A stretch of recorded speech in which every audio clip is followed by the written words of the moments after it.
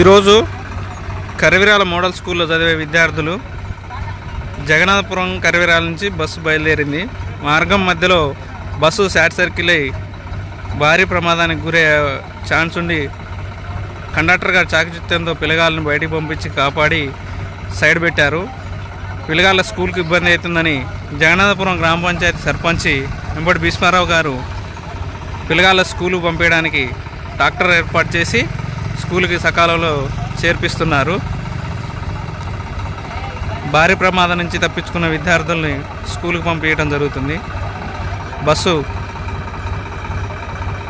పొగలు గమ్మి భారీగా మంటలు రావడంతో డ్రైవర్ గారు కండక్టర్ గారు చాకచక్యంతో సైడ్ పెట్టించి పిల్లగాళ్ళని కాపాడి స్కూల్కి పంపిస్తున్నాం.